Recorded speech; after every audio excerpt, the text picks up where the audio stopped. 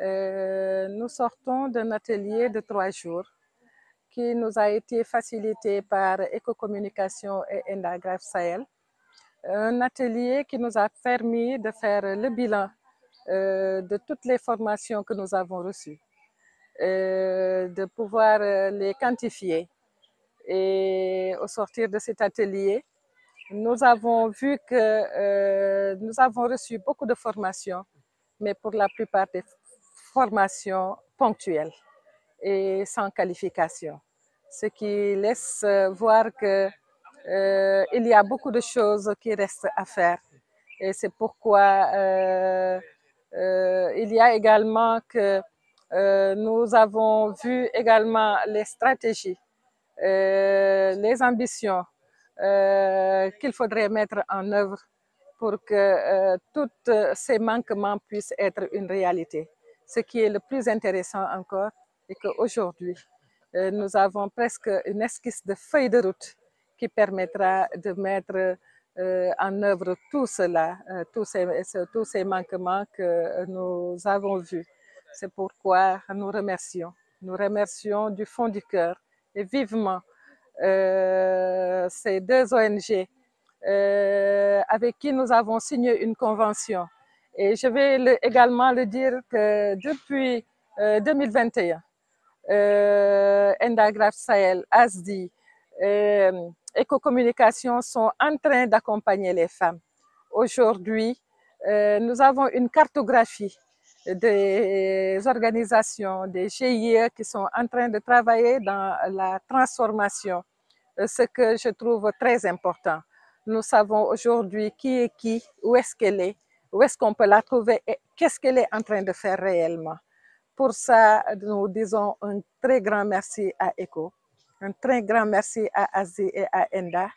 Et ces 3 jours, vraiment, nous pensons que si tout est bien agencé, tout ce que nous avons vu peut permettre aux femmes de décoller, de pouvoir être autonomes. En tout cas, il y a également que surtout cet accompagnement dans la convention qui laisse les femmes rêver. Et nous savons que nos rêves deviendront une réalité parce qu'elles ont l'engagement qu'il faut, elles ont la persévérance qu'il faut et nous nous ferons encore plus disponibles pour pouvoir atteindre les objectifs.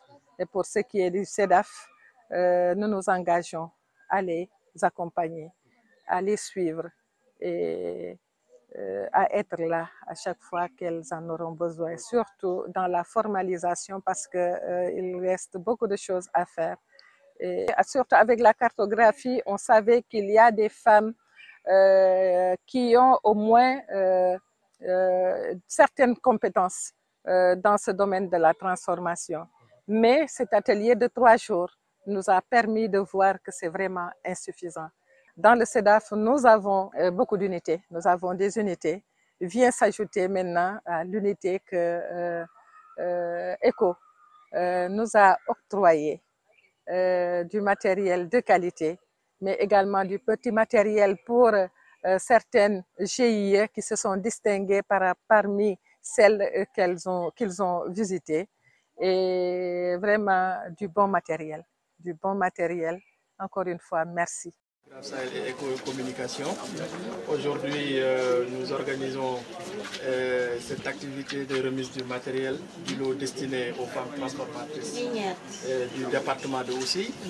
Donc,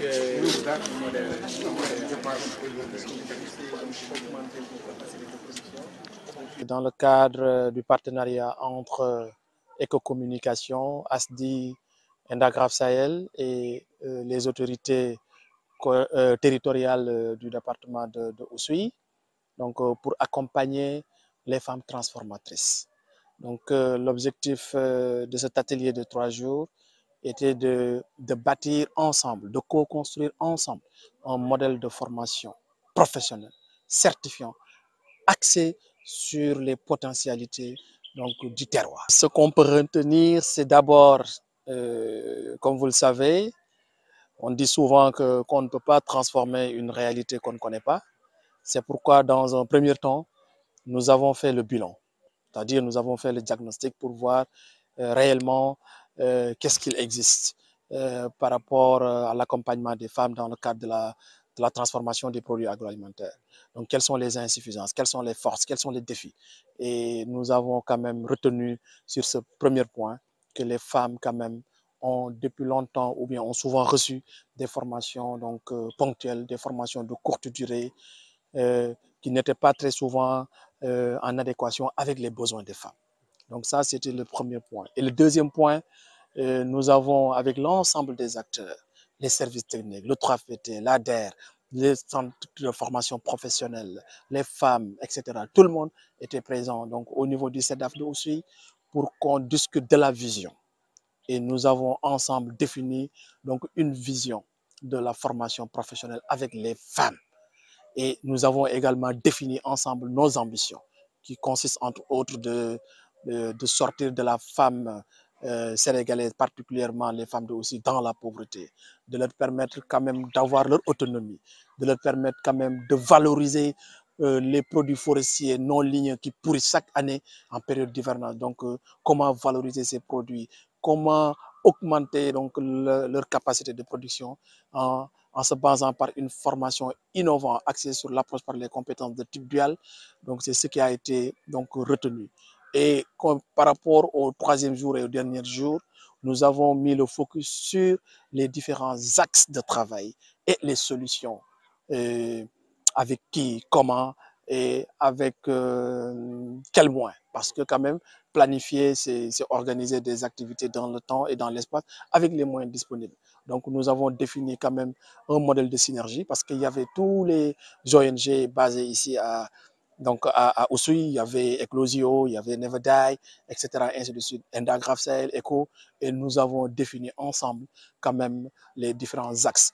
Et le premier axe qui a été retenu, c'est la formation, le renforcement des capacités, mais également le dispositif de suivi et les différents types d'accompagnement à mettre en place. Et nous avons retenu concrètement d'élaborer et de soumettre un programme de formation certifiant pour 75 femmes réparties dans 3 cohortes. Une cohorte de 25 femmes dans la transformation des céréales locales et légumineuses, une cohorte de 25 femmes dans la stabilisation et la transformation des fruits et légumes et une cohorte de 25 femmes donc, pour la pâtisserie. Et tout ça, ça sera des formations certifiantes que nous allons proposer aux partenaires techniques, notamment le 3FPT, donc pour permettre à ces braves dames d'Oussouye quand même d'entamer le plus rapidement une formation certifiante qui va leur permettre d'obtenir un diplôme d'État reconnu par l'État du Sénégal.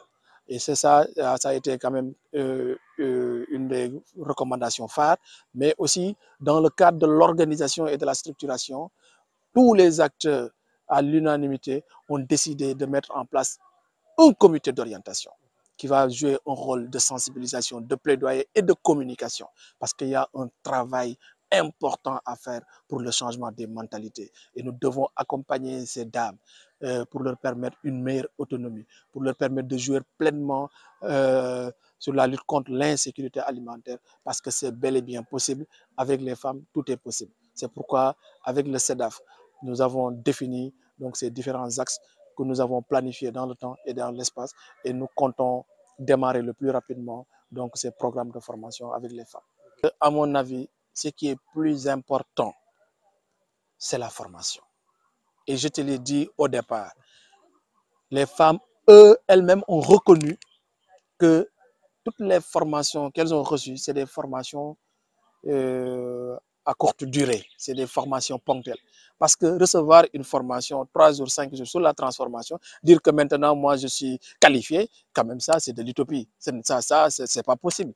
Or, c'est l'État du Sénégal qui a mis à la disposition des référentiels de formation.